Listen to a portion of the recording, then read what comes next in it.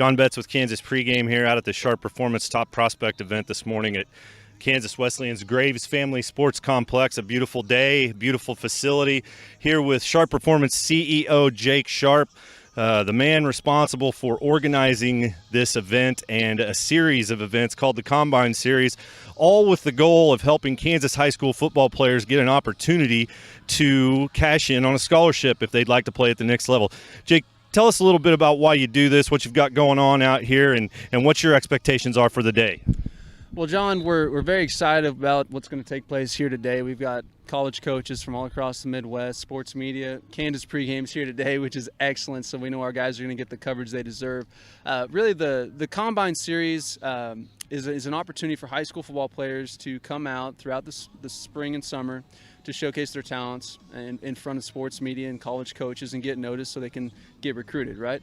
So at Sharp Performance, we're all about getting athletes to the next level, and we felt that there was an opportunity to provide a platform for these athletes to get noticed and ultimately get themselves in front of colleges so they can earn those college scholarships. I think today's going to be an exceptional day. We have more talent than we've ever had at the top prospect here today, and I'm really looking forward to seeing what happens the next couple weeks for these athletes as far as a college recruitment standpoint.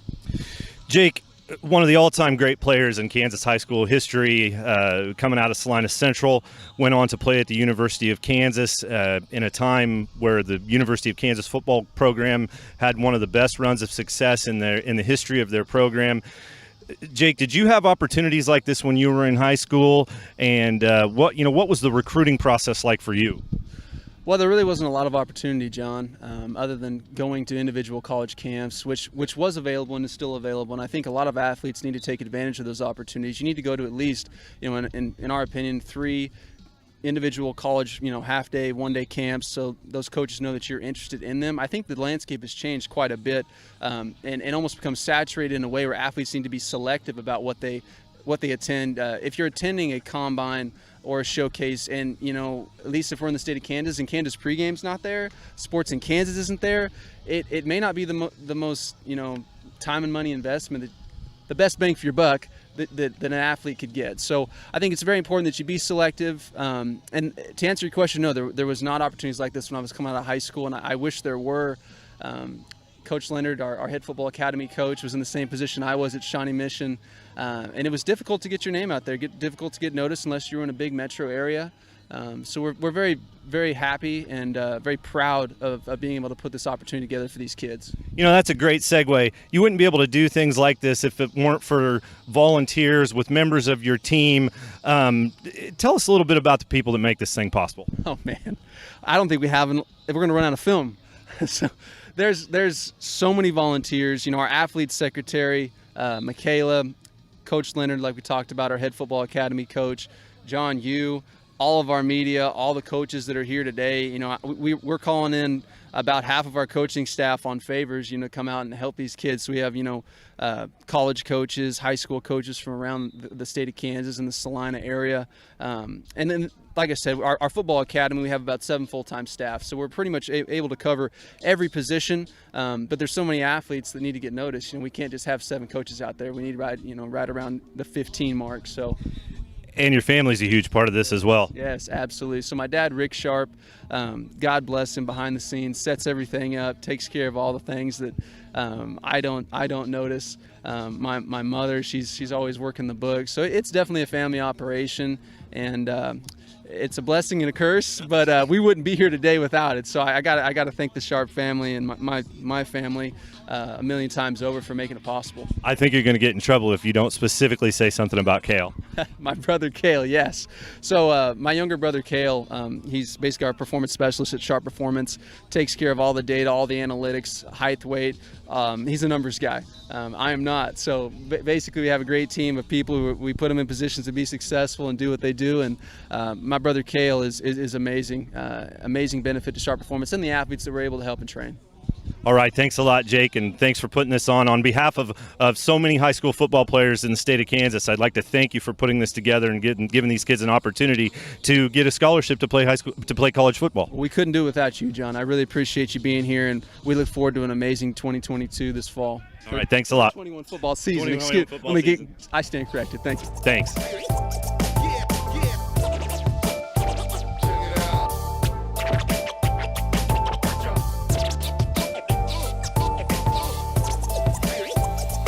here with Ryan Wallace, the Director of Football Recruiting at GoPowerCat.com. And Ryan makes his way to events like this across the state, across the Midwest, to check out potential K-State recruits and kind of see them outside of pads and in an environment where you can see them display some skills that are certainly football specific, but also kind of shows their overall athleticism and some of those kind of things. There are more of these events now, certainly, than there have been in the past. And I guess my question to you would be is how have events like this impacted recruiting, and do you like chasing these things all over the country, and what are the pros and cons of things like this? Well, I think these camps have become really popular, especially even with the last year with COVID.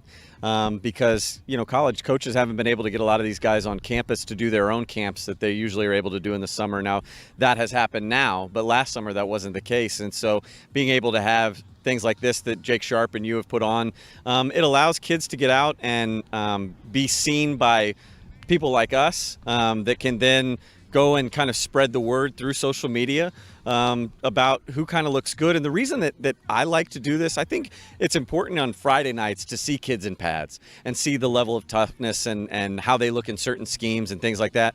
The benefits of this is that you can see a kid like Tyson Struber from the 8-man level go against some 6A or 5A guys, and you can say, it doesn't matter level of competition for some of these guys. They just have that it factor. And so that, I think, to me, is what I take away from the combines most. Sure, testing and stuff is great, but being able to validate huddle tape with how you see a kid in person without pads, and then being able to further validate that come the fall, that really puts the whole recruiting process. You can put a stamp on a player and say, this is kind of the level that he deserves to be at and should be at.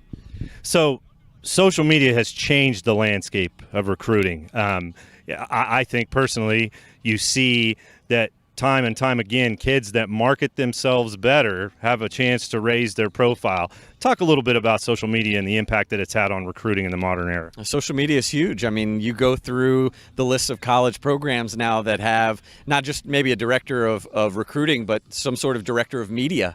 And their jobs are to kind of scour the interwebs and find kids. And you hear stories about Nick Saban and some of these SEC staffs that literally have interns that are on social media 24/7, not just to find kids, but they're also monitoring what those kids are saying on their profiles. And so you're constantly kind of watching and as much as we can in our industry, try and give tips and advice. One of my biggest pieces of advice, and I think you're starting to see more kids pick this up now, is make sure you have your name in your Twitter handle. You and I run into that all the time. Hey, there's a kid that we really like, but his name is John12568, and so you can't find him. And if we can't find you, and this is our job, there are college coaches out there that aren't going to spend near as much time as you and I have to try and dig some kids out. But social media has become huge. And again, I go back to COVID. When coaches weren't able to get out and see as many kids, it was relying on social media to take a video of yourself standing in a door frame, putting your arms out to check your wingspan, getting out on a field and having your dad run or time your 40.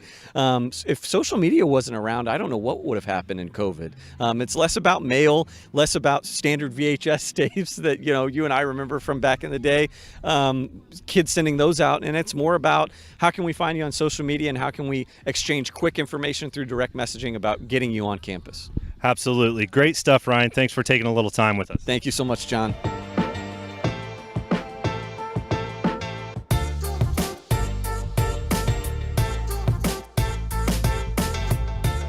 John Baetz with Kansas Pregame. I'm here with Kayson Graham and Calvin Hemmer of Salina Central, both heading into their senior year. These guys are both Sharp Performance Football Academy trainees. They've been working hard this summer to get better. We're out here at the Sharp Performance Top Prospect event, and they're out here showing off their skills, trying to get some recruiting interest and get some scholarship opportunities out there. Salina Central struggled last year, had kind of an off year. Coach Sambo's done a really nice job with that program in his short time there, but lost a lot of close games last year. Kayson, tell me what it's going to take to turn around Salina Central's fortunes this fall.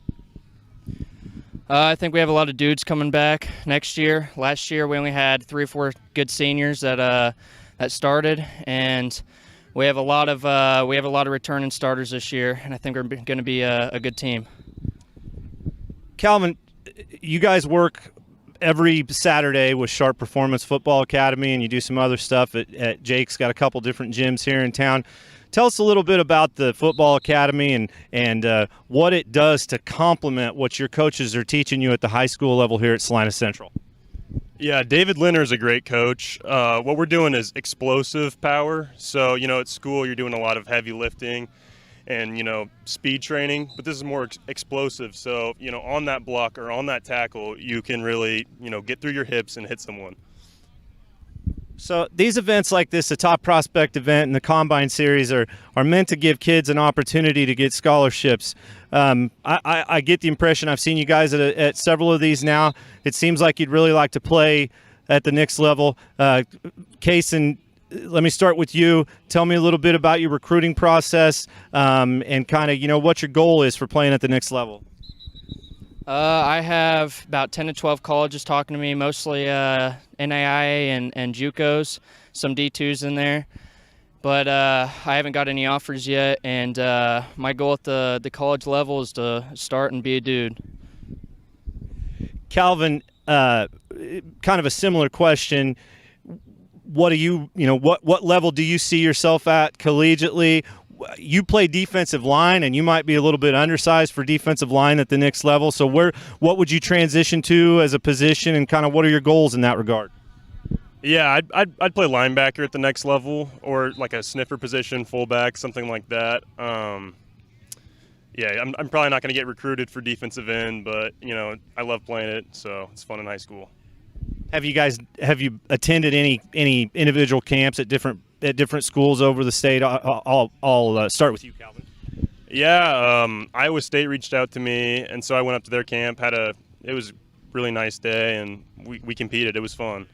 And same question, Kayson. What camps have you been to? I've been to one camp. It was a SWASU camp, a team in Oklahoma, and I talked to some few colleges and got some good looks. All right, thanks a lot for your time. Good luck the rest of the day.